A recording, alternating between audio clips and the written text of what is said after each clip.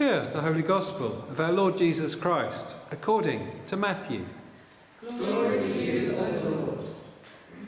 That same day, Jesus went out of the house and sat beside the lake. Such great crowds gathered around him that he got into a boat and sat there, while the whole crowd stood on the beach. And he told them many things in parables, saying, "Listen, a sower went out to sow, and as he sowed, some seeds fell on the path, and the birds came and ate them up. Other seeds fell on rocky ground, where they did not have much soil, and they sprang up quickly, since they had no depth of soil. But when the sun rose, they were scorched, and since they had no root, they withered away. Other seeds fell among thorns, and the thorns grew up and choked them. Other seeds fell on good soil, and brought forth grain, some 100-fold, some 60, and some 30. Let anyone with ears listen." Hear then the parable of the sower. When anyone hears the word of the kingdom and does not understand it, the evil one comes and snatches away what is sown in the heart. This is what was sown on the path. As for what was sown on the rocky ground, this is the one who hears the word and immediately receives it with joy.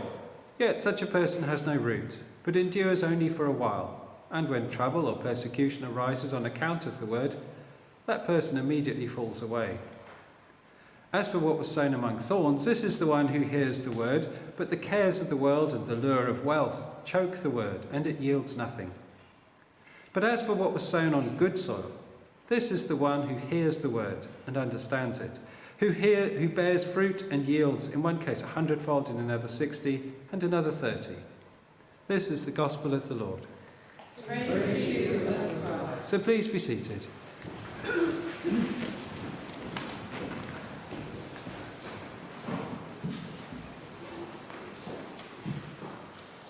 I've grown strawberries and herbs and odds and ends, but I've never actually grown wheat. Probably because there's not really much point in growing a pot of wheat. I mean, a pot of strawberries can be quite good. You can get a bowl of strawberries off it in the right time of the year. And a pot of herbs is good. You can adorn one's cuisine with it in a practical way. But a pot of wheat really doesn't actually do an awful lot. There's a man called John Seymour that wrote a book in the 70s called Self-Sufficiency. Does anyone remember that? It's kind of fashionable at one time. Anyway, and I remember distinctly reading the book, and he was describing how to grow wheat. He said you go out, you plough the field, you scatter the seed. Does this sound familiar? And then he said you shut the door and you wait, and you ignore it until harvest. That's it. You plough, you sow, and then you go away and leave it. You just don't touch it until you actually bring it in. And I think he said an acre of wheat would get you by for a year. That's as much as you need to eat. An acre is also, roughly speaking, how much ground an ox team could plough in a day. So I think that's where we got the actual, size of the acre from.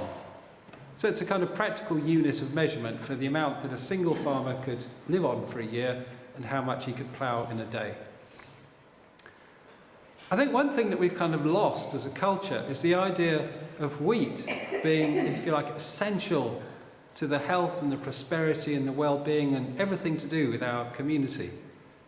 And I was thinking about how the Israelites might have seen it. If they're walking through the fields and they saw the wheat growing well, they would see food.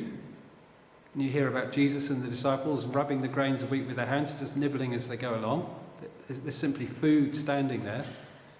They'd also see food for the community. They'd see that this is how much people have got to eat wherever those fields are standing. In a good year, people have got plenty to eat. In a bad year, they haven't. But one of the important things about farming, particularly with arable farming, is that it's possible to generate a surplus. It's possible to generate more than you actually need to eat in a year. And therefore, the fruitfulness of the wheat fields is also the beginning of trade. It's the beginning of commerce. It's the beginning of all kinds of prosperity that come out of trade and commerce and specialised craft techniques and skills and everything else. All of that is built on the foundation of the the arable surplus, being able to grow in a field more than one simply needs to eat for oneself. So when the Israelites would walk out into the fields at the proper time of the year, and they would see the hills standing thick with corn, they may well feel happy.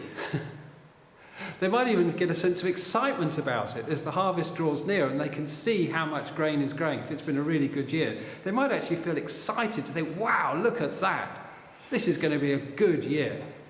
You know, the whole village is going to eat well this next year. But more than that, the people this year are going to be able to pay off their debts. They're going to be able to buy some new stuff, and they'll have something left over for the future.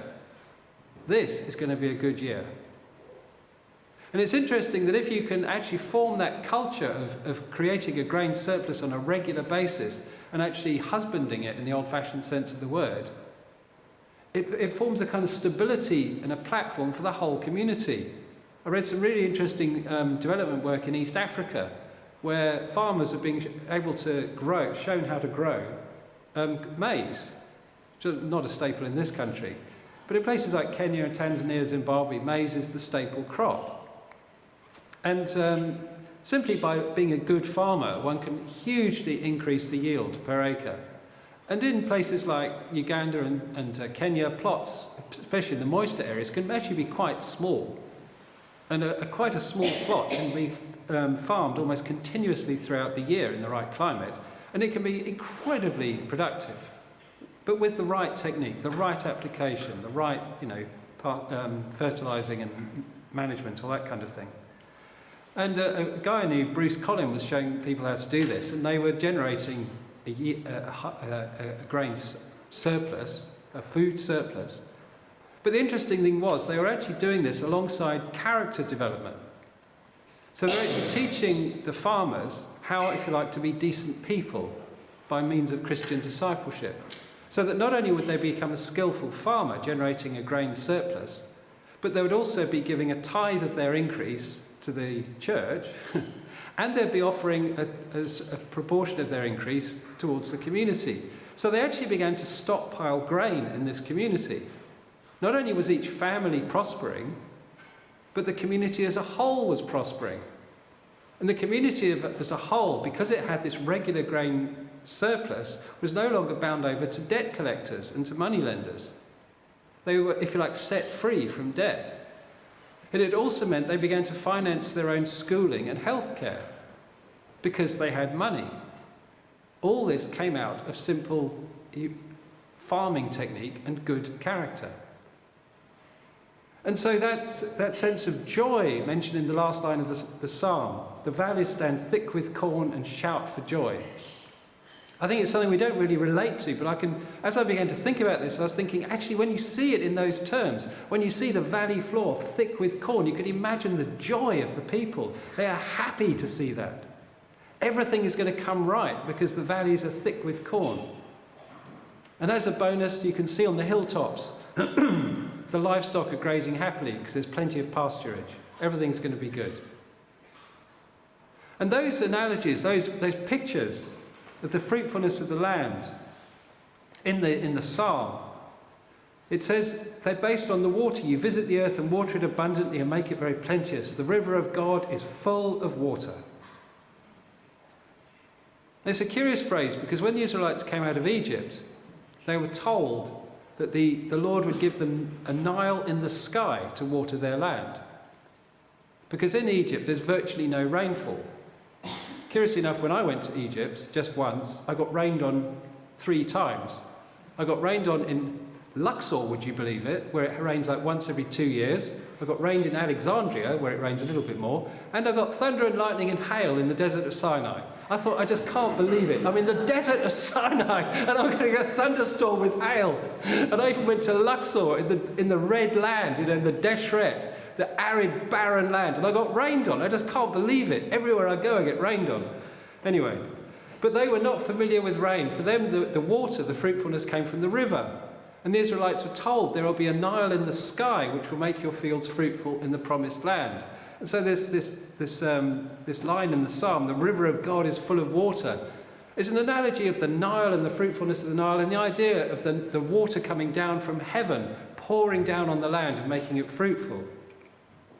And this is part of the wisdom of creation, because the whole psalm is about creation. This is about how things grow and flourish and work. But then it's not just that. Because as Isaiah says, so shall my word be that goes out of my mouth, like the rain that comes down from heaven. And Jesus uses freely the analogy of the seeds of the harvest being something that he does when he goes out to speak to people.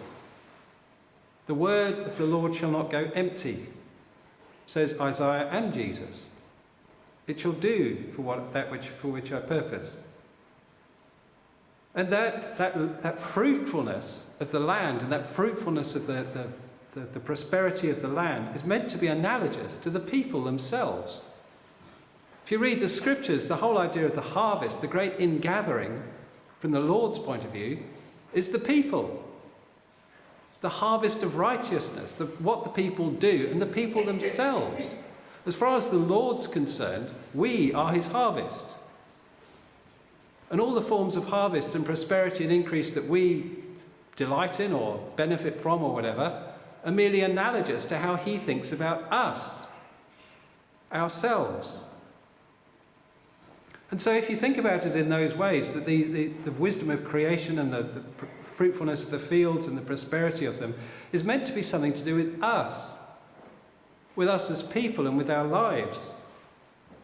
So when it says the river of God is full of water, it's not just talking about rain falling on Israel. It's talking about the Holy Spirit falling down upon his people. When it says it's full of water, it means it's not going to run out. The images are abundant. You visit the earth and water it abundantly. You pour out your water on it. And one of the striking things about this parable of the sower that Jesus tells is that the sower just chucks his seed around everywhere. He just throws it all over the place. You can begin to wonder if he's a little bit careless, because he says it falls on the path, it falls on the rocks, it falls on the thorns. You think, well, why is he throwing perfectly good seed where it won't grow? But this particular sower obviously is pretty generous in that respect. He just chucks his seed out wherever he can, irrespective of what the soil looks like. If you like, I suppose he wants to give every little bit of soil a fighting chance. You know, if you reckon you've got something in you, go for it, do it, see what you can do. But not all soil is made the same. It's not all equal. Some of it is barren. You know, the path, the beaten ground, the birds came and ate them up. The seeds simply bounced along and then disappeared away again. And Jesus uses this thing that if you hear the word and then you don't understand it, it's like the birds snatching away seeds from the ground. It kind of bounces off. It doesn't make any impact on you. He's talking about us. When the Anglican Church was set up by Cranmer and Latimer and Ridley and all them, they knew what people were like. They knew they wouldn't always have decent preachers or ministers. They knew that people might be on their own at times. And so the whole church, the whole Anglican Church, was set up on the basis, if you read the Book of Common Prayer, it's built on the idea that anyone, should they wish, could read morning and evening prayer and work through their readings from the Bible each day and say their prayers. They wouldn't even need to think of them for themselves because it's all set out. The intercessions, the prayers, the scheme of reading, everything's all set out there. So all you need to do is work your way through it each day as you see fit. The reason being that as you do this each day, if you're illiterate, you can simply listen to someone reading it out loud, or you can read it to yourself in private, you can read it in public. But I think it was the idea of the word coming out, that everyone on a daily basis could hear this word, could receive this word, as per the parable. So Cranmer was like this abundant sower that wanted to just throw out the words of God on a daily basis, morning and evening, to everyone in Britain. And he wanted, like Isaiah, the word that goes out from the mouth of the Lord, to not return empty, but to be planted, to be sown, to grow in the hearts of the hearers, the listeners, the readers. He was hoping that the Lord would drench the furrows and smooth out the ridges with heavy rain to soften the ground and bless its increase. that the Lord would pour down his Spirit upon his people, soften the ground of their heart, so that the seeds that fell into it might grow, so that they would grow and be fruitful and flourish. Jesus also talks about that which is sown in the heart being the person with thin soil, with the rocky soil, that receives the word with joy, but has no perseverance, no resilience, gives up. And he says it just withers away, it comes to nothing. It shows promise initially, it flowers initially, but then dries up and becomes nothing. And then he talks about the thorns, the cares of the world and the lure of wealth. Another way of writing that would be the cares of the world and the deceit of wealth. That word is equally translated deceitfulness of wealth. I always remember someone I once met who was not particularly well off, but has got to be one of the most grasping people I've ever met. And when people talk about greed, that's the face that comes to mind. Because that avarice was just inscribed in that face. That hunger for money. And it was kind of chilling to see, which is why I've never forgotten it. It's still kind of in my imagination. The deceitfulness of wealth. This is not just rich people that suffer from it. Anyone can be deceived by wealth. Anyone can be lured by it, corrupted by it. Anyone is subject to this. And the cares of the world, well, of course, we all feel the cares of the world. Everyone does. We all have things that we're concerned about, things we need to look after, things we're worried about, things that seem to threaten us, things that we want, things that we desire, things we're afraid of. They're all over the place, all the time. And in the parable, we're not to let these things stop the fruitfulness of that word growing in us. In other words, we're not to let these things distract us or smother the growth of what the Lord wants in us. And that's a really kind of serious thing there, because it yields nothing. And then Jesus comes to a conclusion, and that's for that was grown on the good soil. This is the one who hears the word and understands it. He receives it. He accepts it. It forms in them something new. It grows in them. It becomes that fruitfulness. I think the word understanding there is not just an intellectual thing, because he's primarily talking about the heart, the seat of emotion, of decision, the sense of self. That if we allow ourselves to be, if you like, informed and governed and instructed by the words of the living God, we will be shaped by them and we will become fruitful. We'll become fruitful in a wholesome way that the Lord loves and blesses.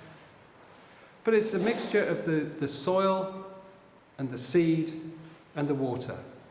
All three. The soil, we've been told, is us. And I think we have, if you like, we can, if you like, meditate on a given occasion. Are we being like the path? Is that word just going to bounce off? Are we going to be like the rocky soil where it will sink in, grow for a little bit and then just disappear? Are we going to be like the thorny ground where it chokes out the life? Or will we let it grow and be like the good soil? Notice good soil varies enormously in its fruitfulness, but nevertheless it's still good soil. But it needs that Spirit of God, the river of God, which is full of water, to soften the ground and to bring forth its increase. And the promise of all this is joy. For you shall go out in joy. The hills will be clothed with joy. And as Paul put it in the reading from the Romans, to set the mind on the flesh is death. But to set the mind on the Spirit is life and peace. For this reason, the mindset on the flesh is hostile to God. It does not submit to God's law. Indeed, it cannot. And those who are in the flesh cannot please God. But you're not in the flesh, you're in the Spirit, since the Spirit of God dwells in you. Anyone who does not have the Spirit of Christ does not belong to him. But if Christ is in you, if the body is dead because of sin, The Spirit is life because of righteousness. This is the condition of the good soil. It's the rejection of the flesh and the acceptance of life, the words of God and the Spirit of God. This is how the good soil, if you like, is made. Paul creates this dichotomy between the flesh and the Spirit. The flesh being, if you like, how we're born, our natural manner, and the Spirit being that which is from heaven, the thing which goes out and does not return empty. So the takeaway, let's not be like the path, or like the rocky soil, or like the thorny soil. Let's do some weeding, de-stoning. Let the river of God, which is very plenteous, pour out its water on us and soften that soil, blunt the furrows, bless its increase. Let the seeds grow and be fruitful in our lives. Amen.